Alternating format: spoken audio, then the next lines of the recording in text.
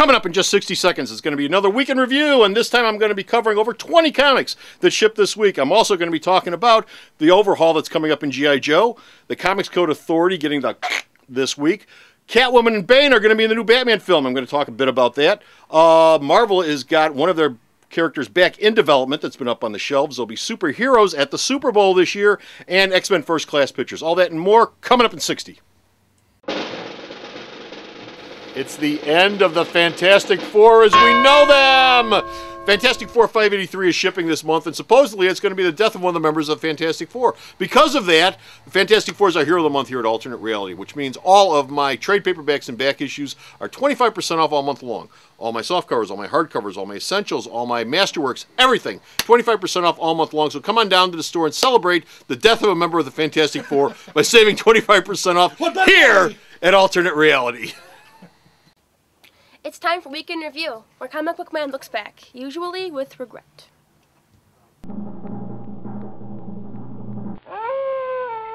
2 thumbs up. Way up. With everything you've got going, how can you keep up? Let Comic Book Man help with Week in Review for the week of January 19th, 2011. Hey folks, Comic Book Man here. Welcome once again to my video outhouse. It's time for Week in Review, and this is the Week in Review for January the 19th, 2011. This is our look back at everything that happened this week. As I say many times before, take shipshape for this week, take Week in Review, put them together, and you've got a January 19th sandwich that's tasty and sweet.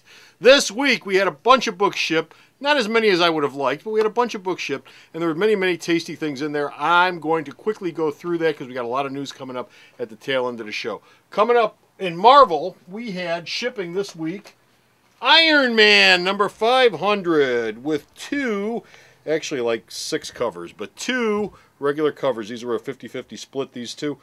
In this story, Tony Stark has something important that he just can't quite remember, and he tracks down Peter Parker because Peter worked for him once upon a time, and Peter can't quite remember either, between what happened to Tony and having his memory scrambled and Peter having his life re-scrambled by Mephisto. Neither one can remember what it is, but it was something to do with a spider. And anyway, the rest of the story flashes forward about 60 years into the future and flashes back. Spider-Man and Iron Man fight a terrorist group based on Stiltman. You got to read the book to figure it out. And the flash forward is Mandarin trying to destroy the world and Tony Stark's daughter trying to stop him. And it goes back and forth and sets the stage for the upcoming story arc in Iron Man. And it wasn't a bad book. You should check it out. It was pretty good. Also this week, Marvel shipped Wolverine and Jubilee #1. This is a 4-issue miniseries. It was 40% off all week long here at the store, which meant it was $1.79 if you came down here and picked it up anytime during the course of the week. And in this, she is a vampire now.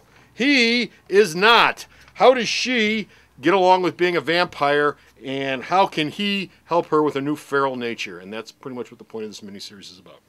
And also Marvel shipped this week Thor First Thunder #5. This is the last of this 5-issue miniseries recapping the early days of Thor, which will be slapped together into a trade paperback and sold just before the movie comes out this coming summer.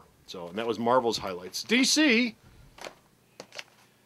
big highlight was this, Supergirl #60. This is the one and only story arc that Nick Spencer will be writing. He originally signed on to take over the writing chores on this book, but between Morning Glories and the upcoming Iron Man 2.0, which is essentially just a War Machine book, and he's also doing Thunder Agents over at DC, and some other stuff he's doing over at Image. He just didn't have time for this. He thought he did, he didn't, so he's going to be doing this first story arc, and it's very, very good.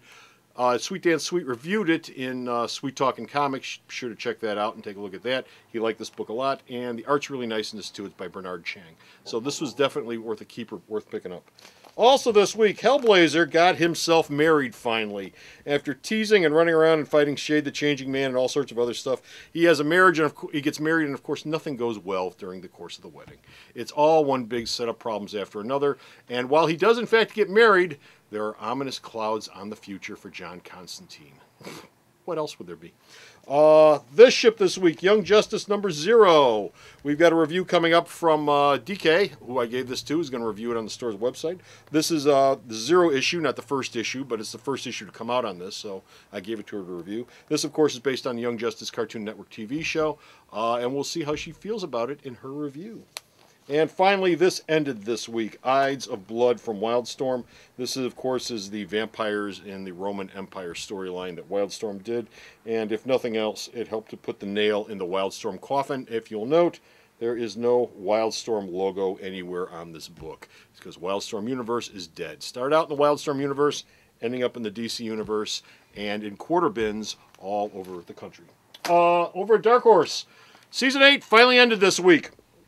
People looked at this cover and they said, I've seen this cover before. Yeah, issue 1. This is essentially the same cover, except she's holding axe or a big speary thing instead of stake. But it's essentially the same cover. Of course, as with all of them, it shipped with 2 covers. And there will be a Season 9. They are working on it now as we speak. It will not be 40 issues long. Josh Whedon already said that. It will not be 40 issues long, but it will be a full Season 9. So that will be coming at some point in the near future. It will not be coming next month. That still isn't scheduled, but expected sometime in 2011. Also, from Dark Horse, we got Mass Effect Evolution, the second in the Mass Effect series. If you like the Mass Effect video game, first issue of this thing sold out really, really quickly here at the store, and then the rest of the issues sort of just laid there. This first issue is the sequel to that miniseries, and if you like Mass Effect, you might want to pick this up. Also, indie-wise, we had, Myths and Legends, Grim Fairy Tales, a new ongoing series from the fine folks at Grim Fairy Tales. It, of course, had 1 cover. It had 2 covers with a nice butt shot. And it had 3 covers with a nice boob and dog shot. And should you have picked up Grim Fairy Tales? Well, it depends on what you're looking for out of a comic book. If that's what you're looking for out of a comic book, then you would be very happy with this book. Because that's essentially what you have, 20 more pages of scantily clad women and blood and romping around. So there you go. Which is fine for what it is. It's fine for what it is. Also, indie-wise this week, we had Memoir #1 coming from the fine folks at Image. This is a black and white miniseries, and it's all about a town where everybody in a town forgets what's going on or why they're there or anything about their recent past except for one person, and they forgot because something terrible had happened. So that came out from Image this week.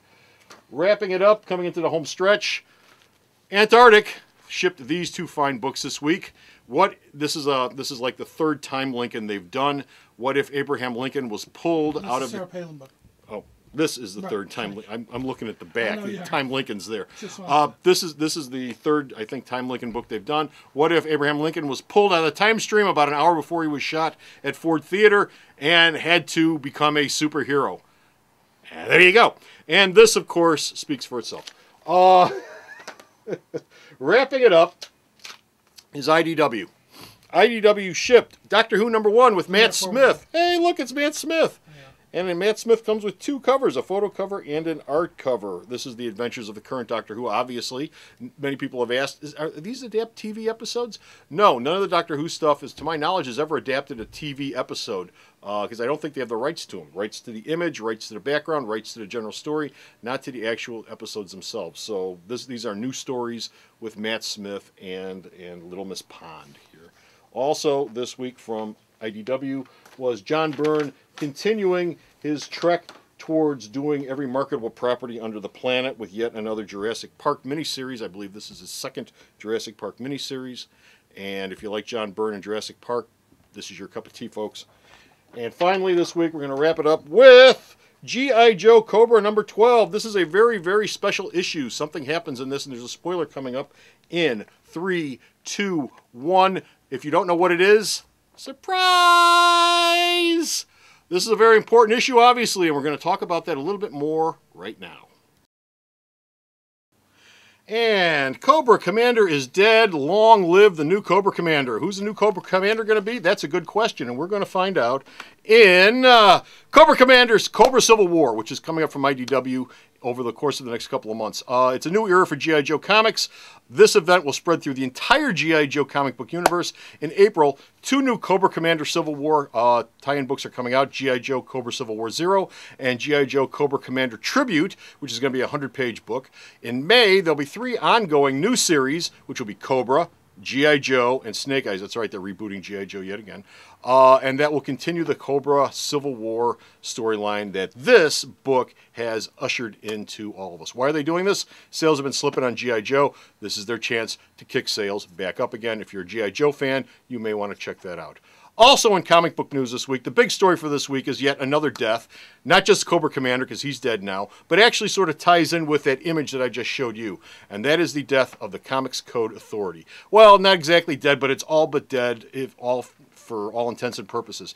Archie and DC Comics both announced this week that they're dropping the Comics Code Authority, that they're no longer using the logo, and they're no longer going to submit any of their books for Comic Code approval.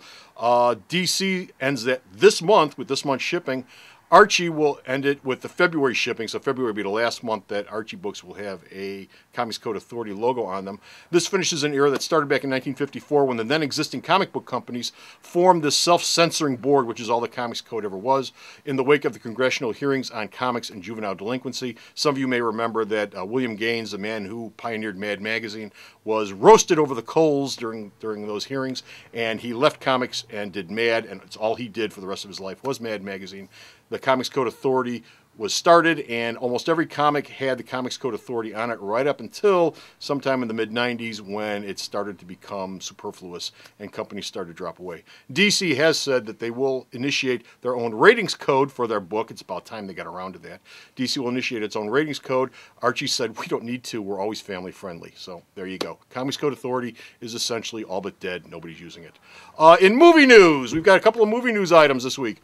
Catwoman and Bane are going to be the two villains in the next Batman film, Batman Rising. Anne Hathaway has been cast as Selina Kyle, Catwoman. Tom Hardy will be playing Bane in Dark Knight Rises as well. This is the third and last of the Christopher Nolan Batman films, and I have said from the beginning, ever since I saw the last film with Joker, right after that ended, first words out of my mouth were the best villain they could possibly pick for the next film would be Catwoman, because you can set up the whole male-female dynamic between Bruce and Selina, Catwoman and Batman, and there's a lot of interesting stuff that can be done with that, not on a stupid level like in Batman Returns, but in a much more mature level like Mr. Nolan has been working on. Also, by mixing Bane in the mix, why would he do that? All Bane is a guy who is all muscled up, steroided up, the ultimate expression of human masculinity, you could say, and he goes after Batman. How would he fit in that mix? I don't know. If you're going to do a male-female thing, masculine-feminine thing, that would make a lot of sense too, depending on how they worked it in. Also, Marvel announced that they're developing a Black Panther movie. Now, the Black Panther movie is something that Marvel was working on a while back. They put it on the shelf. They pulled it back down off the shelf. It's back in development, and Mark Bailey is the screenwriter. Who is Mark Bailey? Well, he's sort of an odd choice. He's best known for documentaries, including Pandemic, Facing AIDS, and The Ghosts of Abu Ghraib, the prison in Iraq. Why is he picked to do a screenplay about T'Challa, the Black Panther? That's a good question. Nobody seems to know, but he's writing the screenplay for it, and look for that coming up sometime probably in 2012. Super Bowl's coming in about 2 weeks, and you will be seeing superheroes at the Super Bowl. Not actually in the Super Bowl, but in the commercials. Expect to see at least 3 ads for upcoming comic-based movies at the Super Bowl broadcast. Thor, which is opening May 6th, Captain America the First Avenger, which is opening July 22nd, and Cowboys and Aliens, which is opening July 29th. All 3 have bought time for this on the Super Bowl, and spots during the game are running about $3 million for a 30-second spot. So look for that coming out. As of right now, as of our taping, Green Lantern has not announced whether or not they've got a Super Bowl ad coming out. That is coming out on June 17th.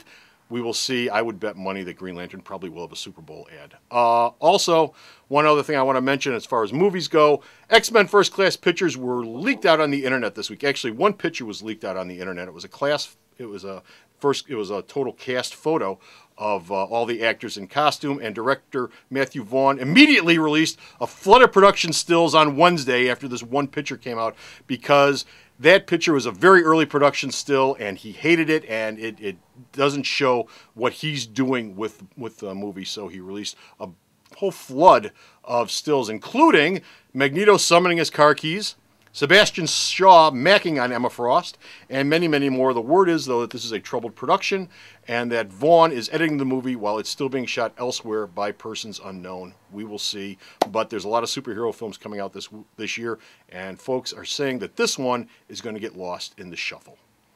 time will tell. Anyway, that's it for Week in Review. I got no wrestling or MMA news for this week, but be sure to check out Fight News and the wrestling news on the Outhouse. We do that all the time. And speaking of the website, be sure to go there and check out other Weeks in Reviews. And until next time, this is Comic Book Man saying...